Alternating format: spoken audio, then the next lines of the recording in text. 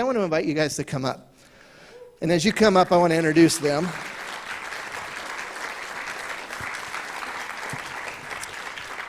Now, when I met Doug and Wendy, it was years and years ago.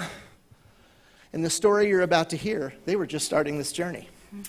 And my wife and I got to know Doug and Wendy so well that we have done vacations together, and they have become good friends. We've done holidays together, and frankly, eaten some of the best brisket possible because of Doug.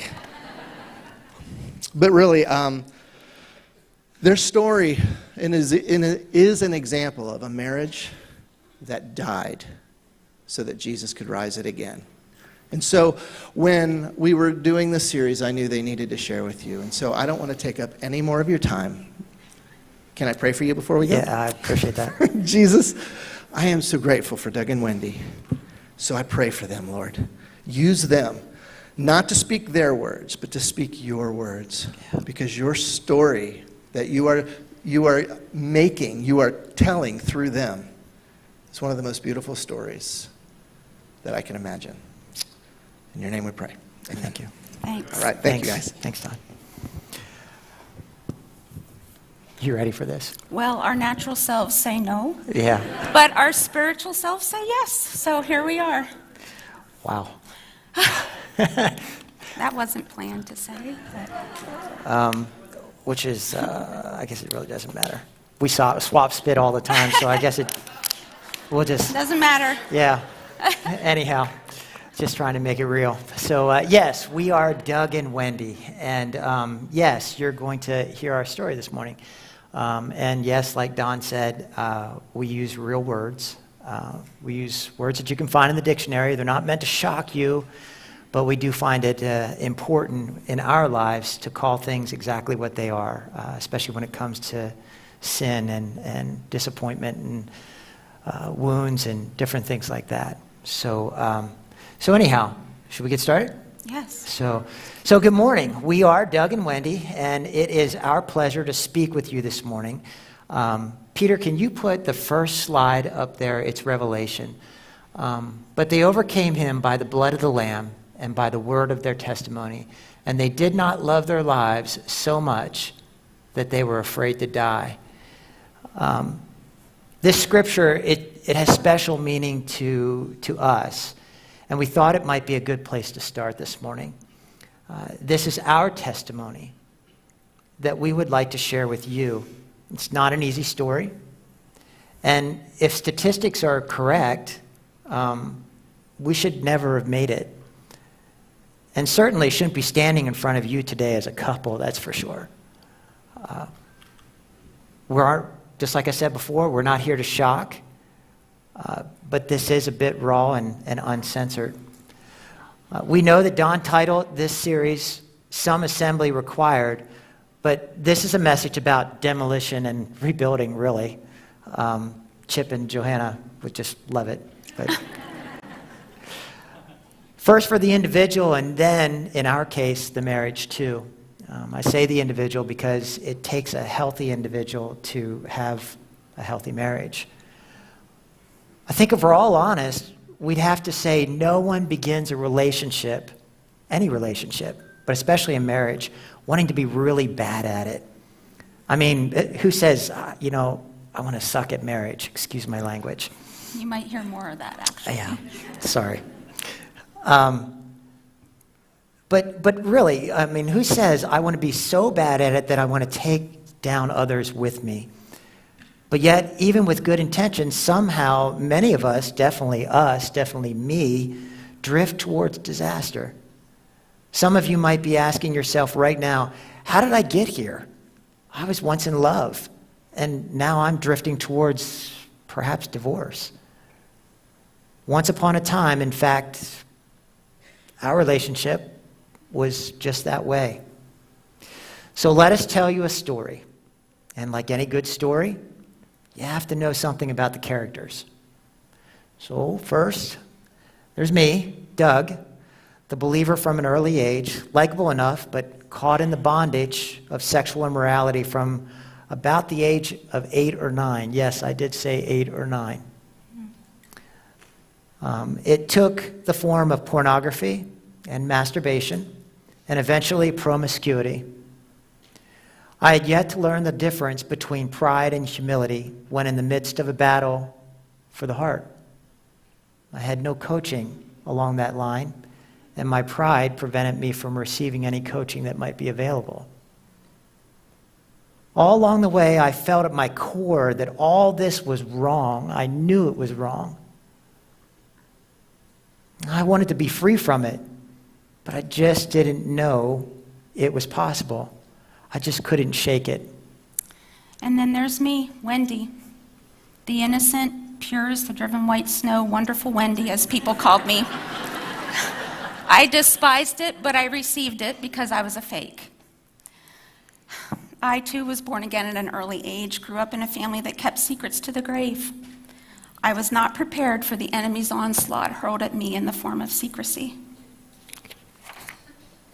As a young man, I was living in the highs and lows of a cycle of sin that just wouldn't go away. I tried everything to stop looking at porn and seeking release in the form of self-pleasure. I knew it was wrong to take from young women what did not belong to me in the form of promiscuity. I read all the verses telling me it was wrong. I read books, and even later on in life, I had an accountability partner. A lot of us men, we know what that means.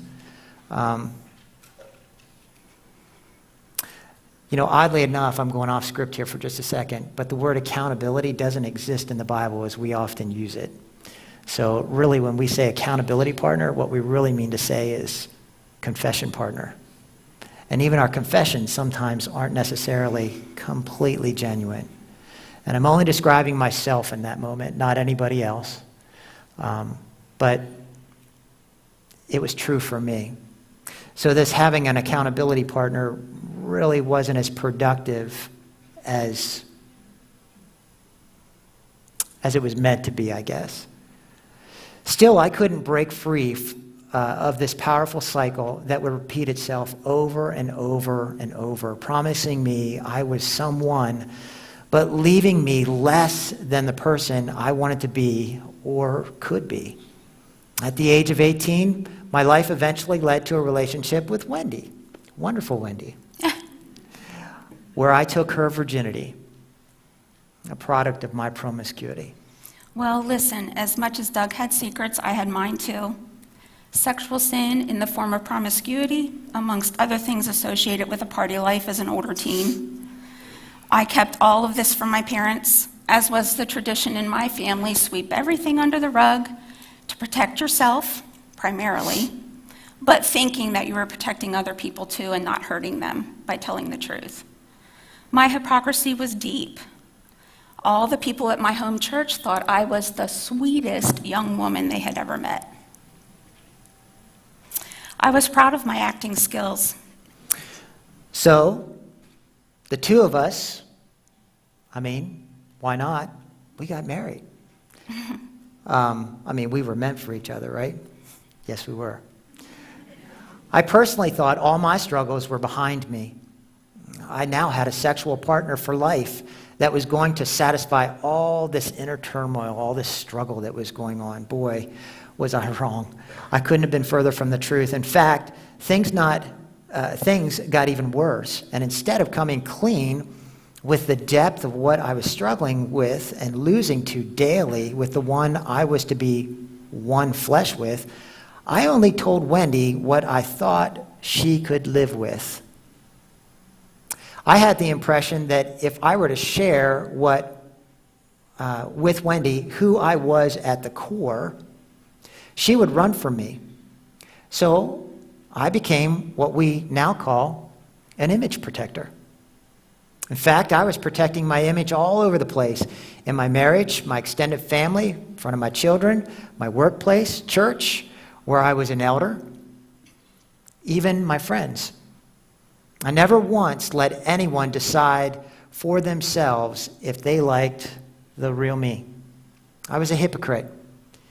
It's crazy being a hypocrite. It takes a lot of energy to keep up with the Image Protection Act. It makes a man tired and vulnerable.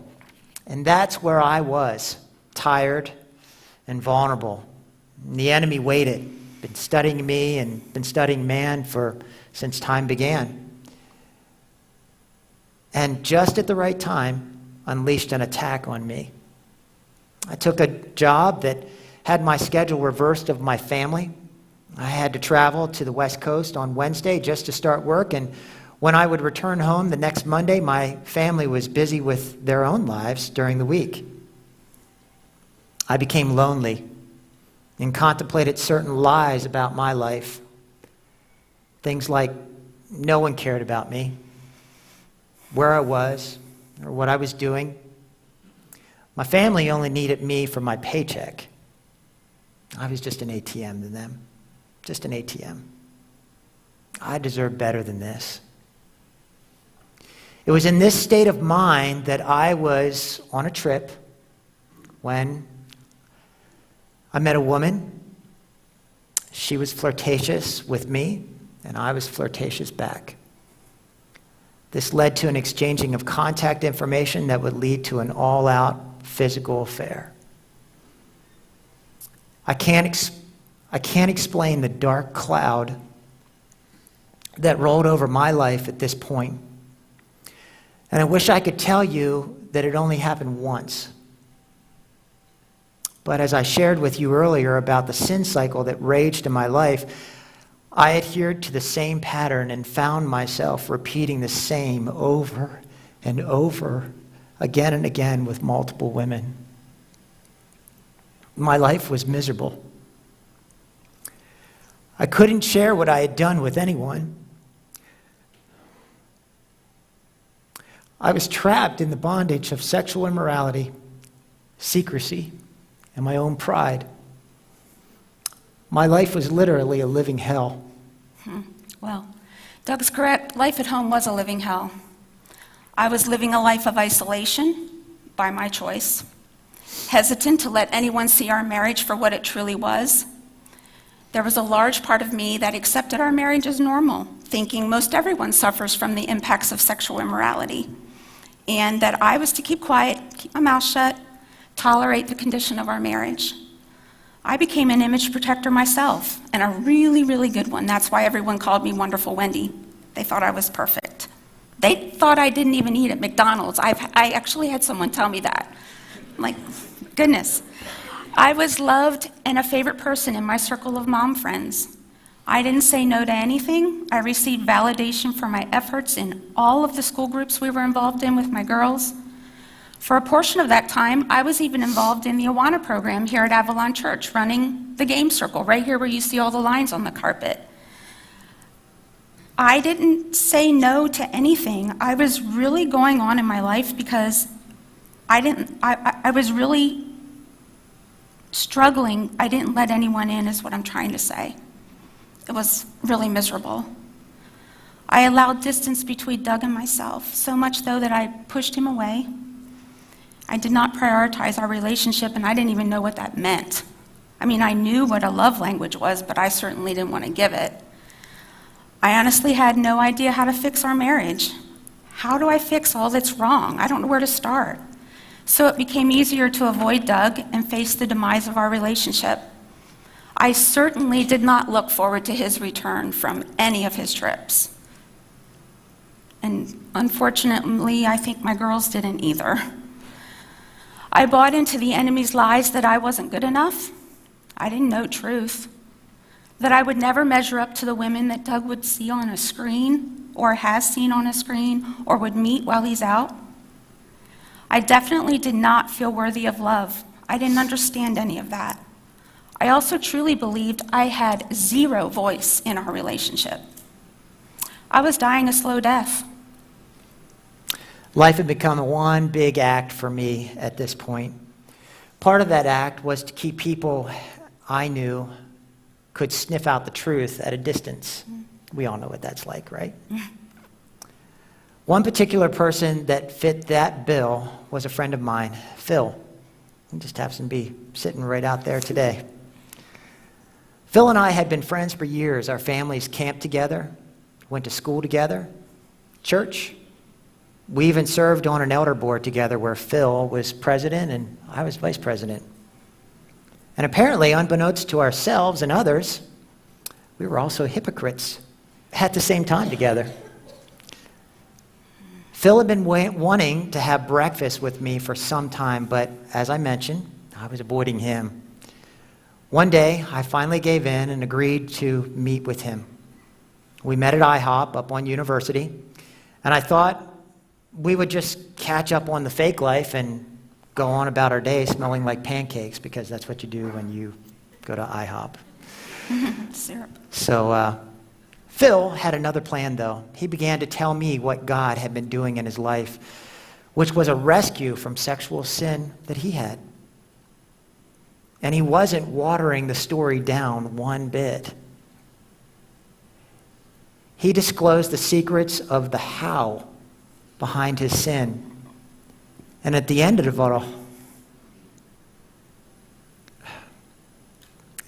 it all, he asked for my forgiveness for being a hypocrite. He described for me how God was pulling him out of the pit he was in, and how Jesus was walking him along a road of freedom that he had never experienced before. The whole thing just blew me away. 5,000 degrees, that's about how hot it was in my heart. The internal temperature of my heart was burning just white hot. I knew what he was describing was the way to freedom for me as well. I said nothing of my own situation. All I could muster was what we typically hear, wow. And of course, I forgive you. Now, for some weeks, I had been asking God for a way out from this hell that I was living. Problem was, I wanted it to be done my way. I wanted to be free without experiencing pain. I knew the proverbial plane that I was in was on fire and was going down. But I still was hoping for that soft landing. Well, I got out of there. I couldn't wait to get out of there and get away from Phil. I went home, where I proceeded to tell Wendy about Phil, but couldn't bring myself to confess anything about me. Certainly not face-to-face with Wendy. So what did I do? I waited.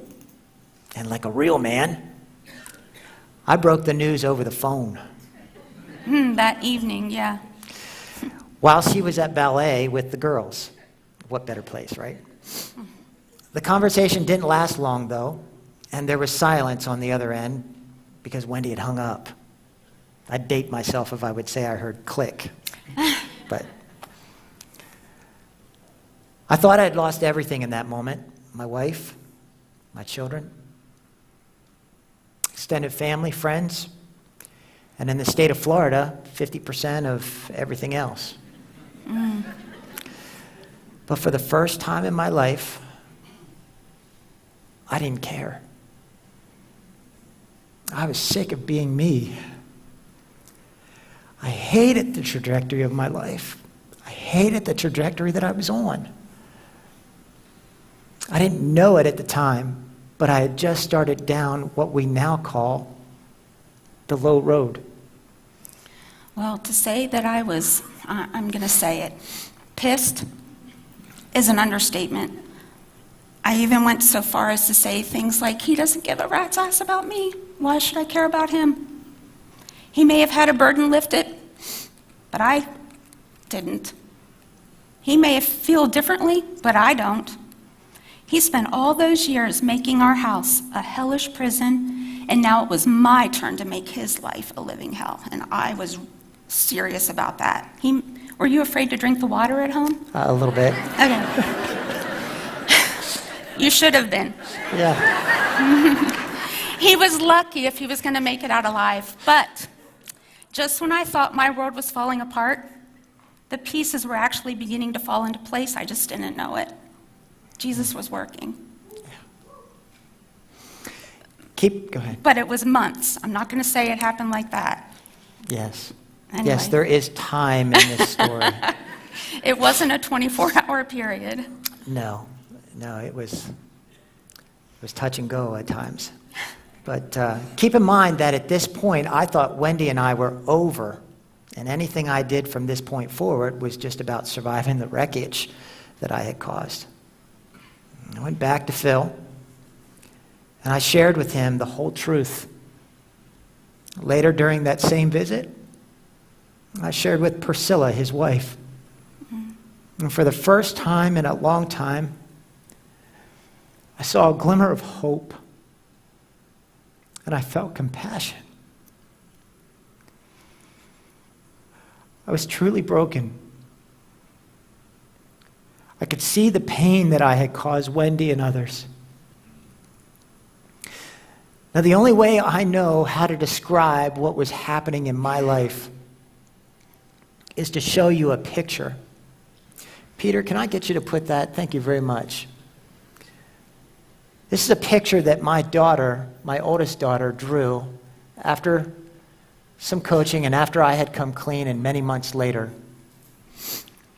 And it looks a little raw, and I'm so glad it does, but you can clearly see that there are two roads there. There's one up at the top that we call the high road, and that's the road that I spent the better part of my life on. It's called the road of pride.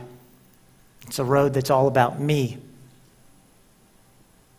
It's a road that has nothing but image protection.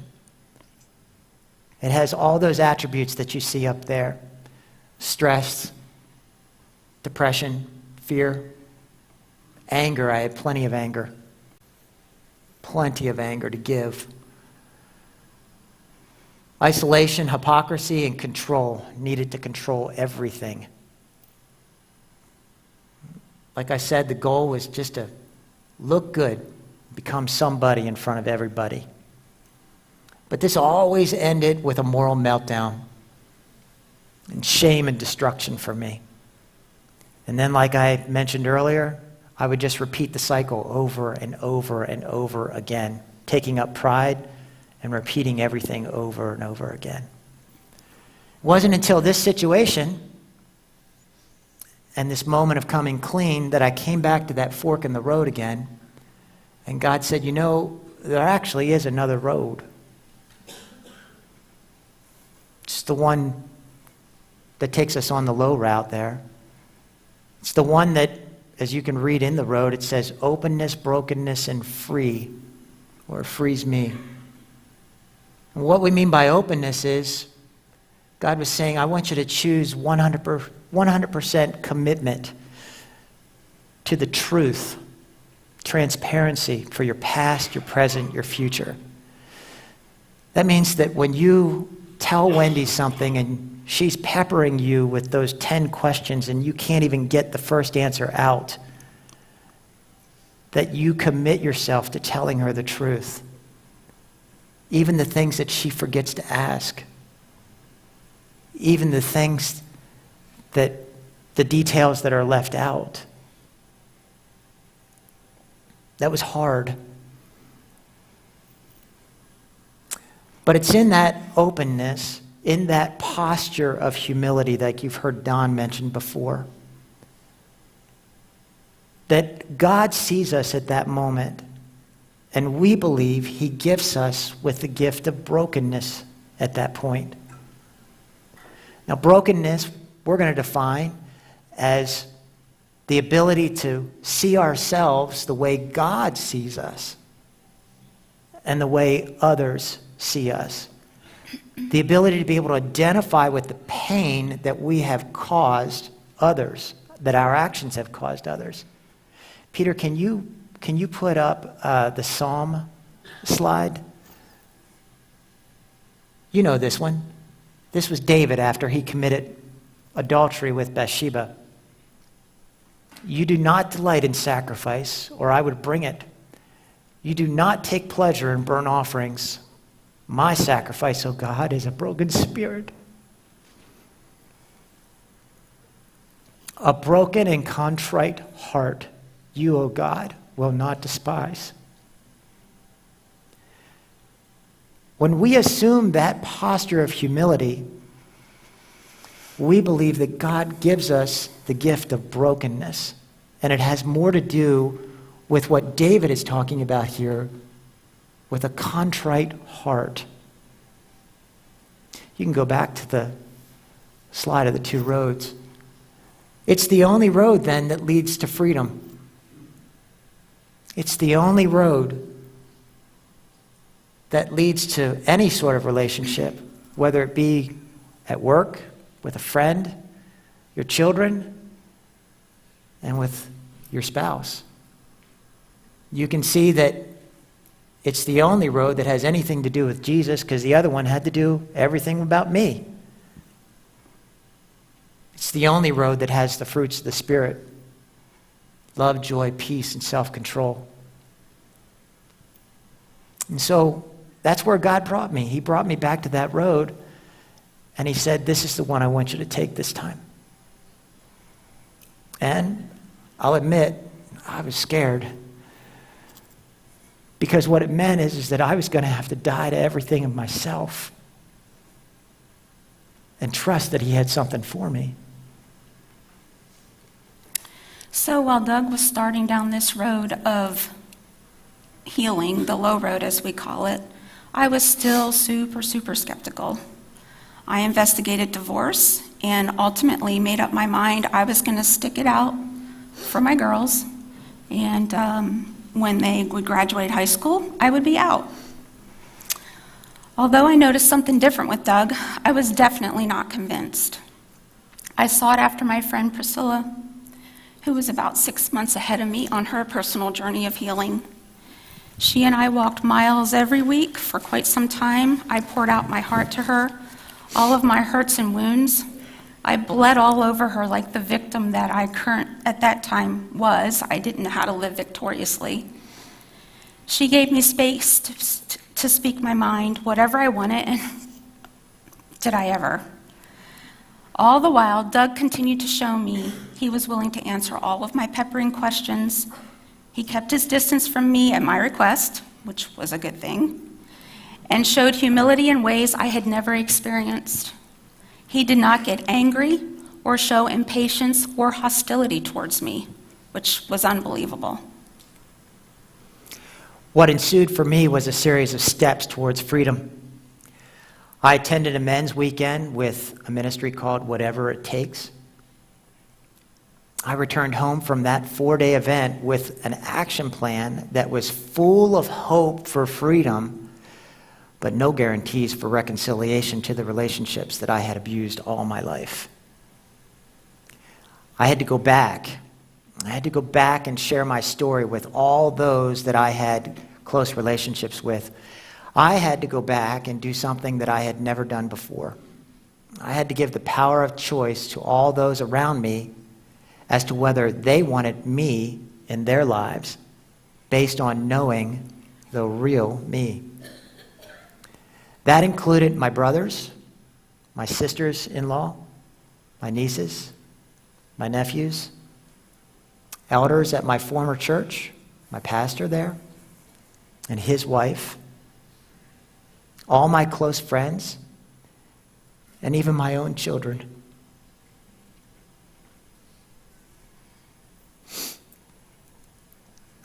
I will never forget sharing with my daughters at the dining room table.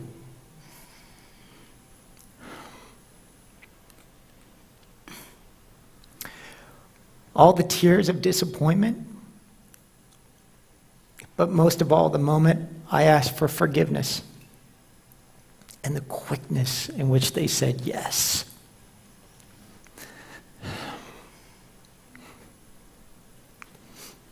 It was painful, but every time I chose the posture of humility, Jesus picked me up and strengthened me for the next step. It was indeed a crash landing, and I died in that crash. But Jesus was doing something new in my life, something I had never seen before. And once I caught that vision, I didn't want anything else. Several months later, I too had the opportunity to go to a 4-day intensive for women. I was hesitant to attend, But I said, okay, good, I'll go. I'll see what I can do to fix Doug. So I totally wasn't into whatever I was seeing with him. I didn't believe it. I thought it was a big old fake act. But I was wrong once again. I quickly learned that attending this intensive was for a deep inspection of myself. I discovered I had a problem. Wow. A problem with self-righteous pride, a lack of humility and compassion. I had zero compassion. And a deep-rooted level of bitterness that was so ugly. I had nothing nice to say. And I should have not said anything if you don't have anything nice to say, but that was my problem. The desire to be well as an individual began to flood my soul.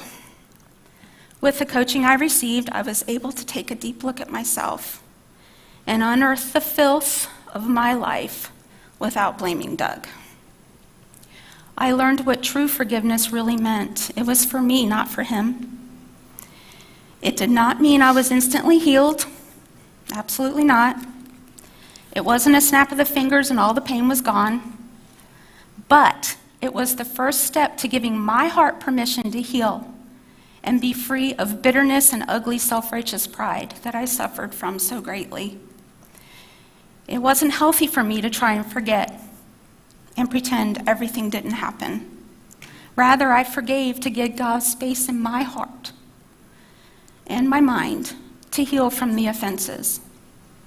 With the help of Jesus, I was able to look at my part in the relationship and take 100% responsibility for my small part. No, for my big percentage. I learned that even if Doug decided not to be well and walk a path of reconciliation, the decision to be a healthy me was solely on me.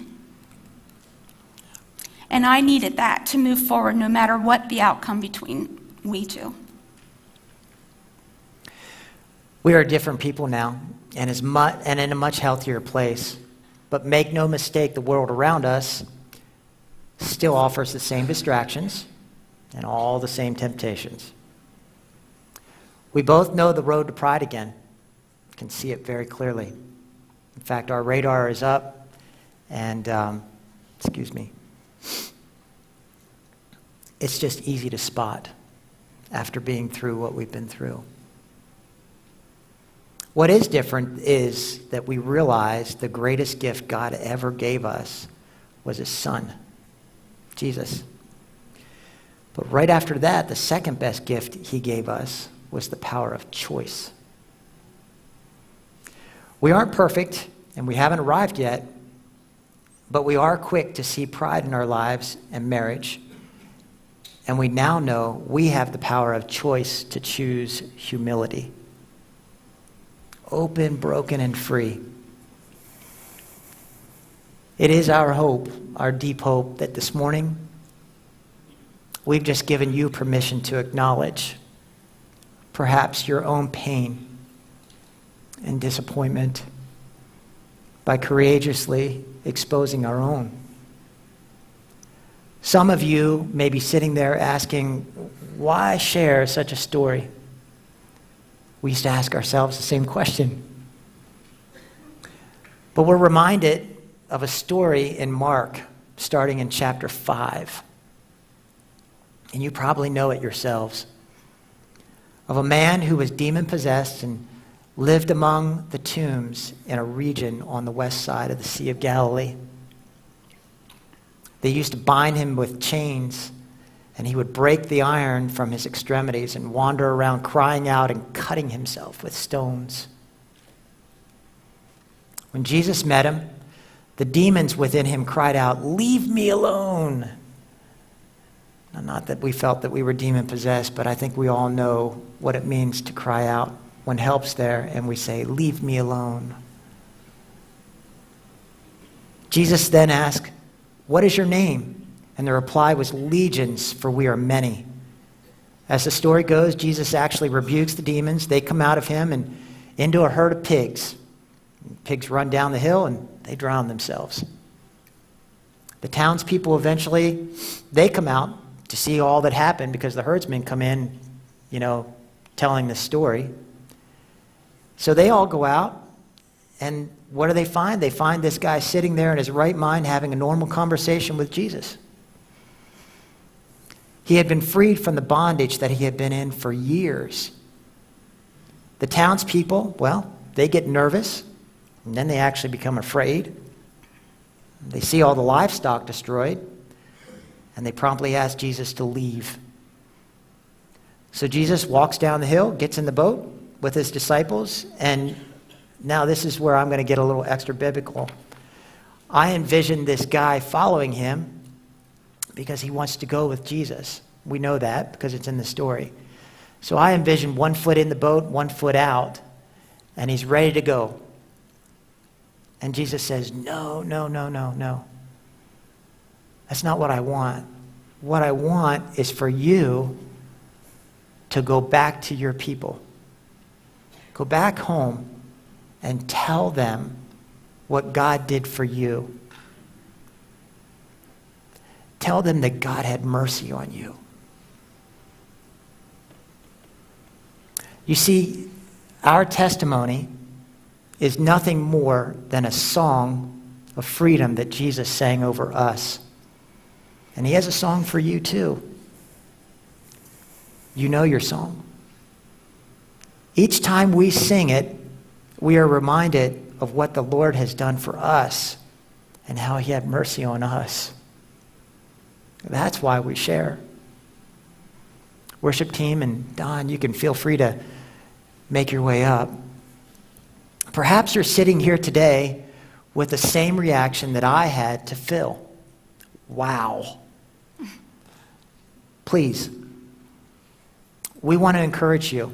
It's later than you think.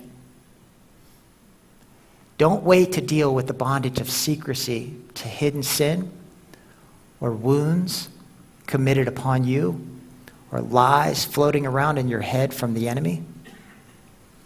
Find help. Let someone in. Let someone disciple you. We leave you with this question. Do you want to give it to him? Yeah, do you want to be well? Do you want to be well? You're going to see 3 slides that are going to interchange here. Peter, if you don't mind doing that. Here are 3 ministries that we can suggest, that we can attest to, that can help in the process. We've attended or we have served at each one of them personally. Much of the vocabulary and concepts shared here today, well, they came from one of these 3 ministries. Please, reach out today if you are in need. We sponsor Savage Marriage Studies from time to time ourselves, and one of these 3 ministries would love to help you in your journey in becoming well. And please remember, you are not alone. Thanks. Thanks for this opportunity.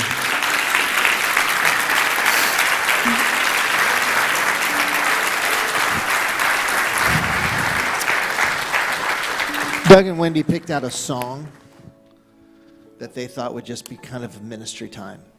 I want to encourage us, just stay seated. Allow this song to be sung over you.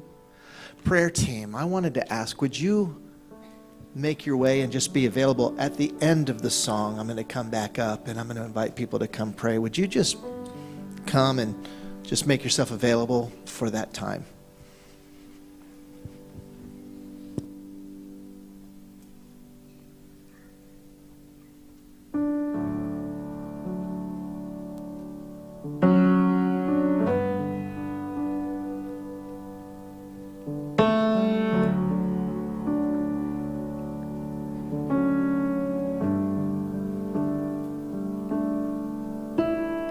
Come out of hiding, you're safe here with me. There's no need to cover what I already see. You've got your reasons, but I hold your peace. And you've been on lockdown, and I hold the key. 'Cause I loved you before you knew it was love, and I saw it all and still chose the cross.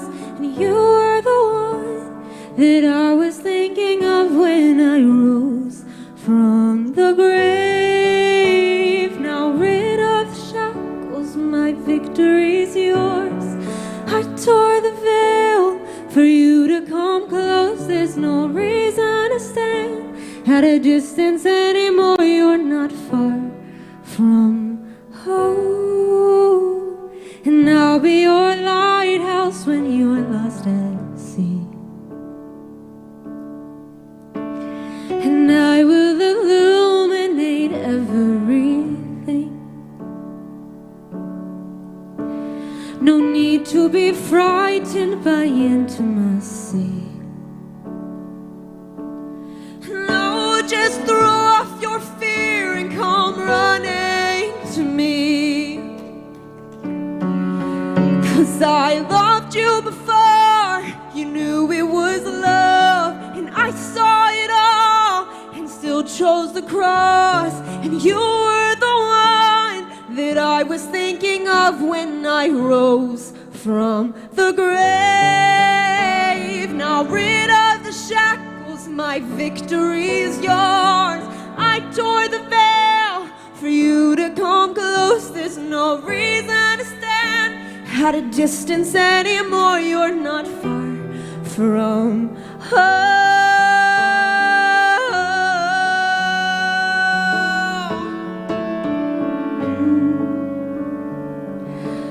You're not far from home. Keep on coming.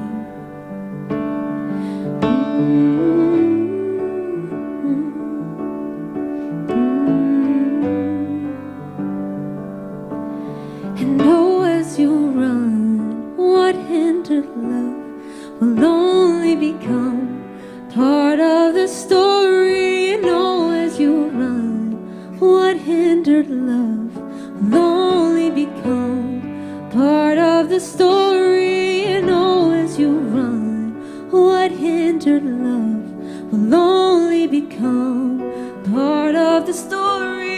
And oh, as you run, what hindered love will only become part of the story. And oh, as you run, what hindered love will only become part of the story.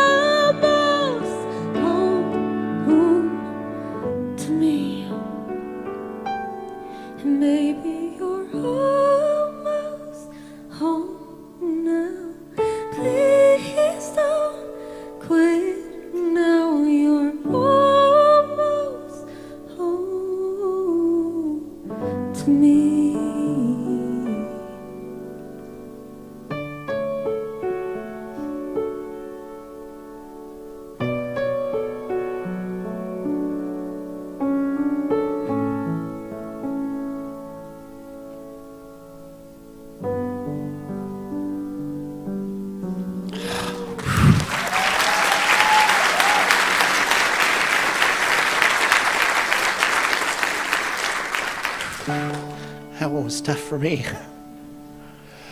This series, we've dressed it as a marriage series, but that's not really what this series is. This is a series of stories of brokenness and death ending and life and resurrection beginning. See, this is a series about finally getting to a place where you say, I can't do it on my own. I need Jesus. And literally emptying yourself so that Jesus can fill you to overflowing with freedom and grace and love, experiencing love. Prayer team, I'm going to ask, would you please come and just stand up here?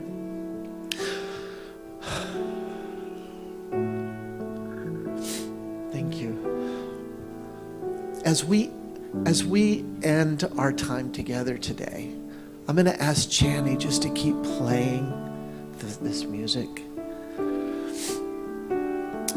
And I'm going to ask if you need prayer or want to talk to somebody, these people are going to remain here for a little bit. And if you don't, Doug and Wendy are going to be out in the lobby with Phil, Priscilla. They're going to be out there. You can talk to them. I know that Doug and Wendy are going to be starting a Savage Marriage class together. You can talk to them about that. All of the resources that they mentioned, they're in our sermon resources on our website. You can just go there and get the information. But I want to pray for us. Jesus, the high road, the road of pride, the road of self-centeredness, that road is the normal road. That's the natural road, and that's the road most of us have been traveling on our whole life. But Lord, I pray that you show us, you reveal to us the freedom of the low road, the freedom and the peace and the dark cloud going away as we follow you in brokenness and openness and honesty and no secrets and all of the things that are so contradictory to our normal life. May these characteristics become the characteristics of our life. May we be a people who are vulnerable.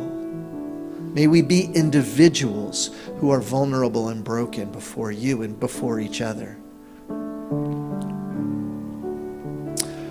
Broken marriages are created by broken people. Broken families and relationships are because we are broken people. So may we be broken before you so that we can die to ourselves and experience resurrection life that is available in you alone. In your name I pray. Amen. Because we have a Spanish congregation who is going to be coming and practicing, I want to invite you, would please, if you're not going to be praying or you don't want to sit and pray, just want to ask, maybe let's be quiet as we leave. Let's talk in the lobby. And just allow this to be a holy place of ministry for the next couple of minutes. Thank you. Have a great day.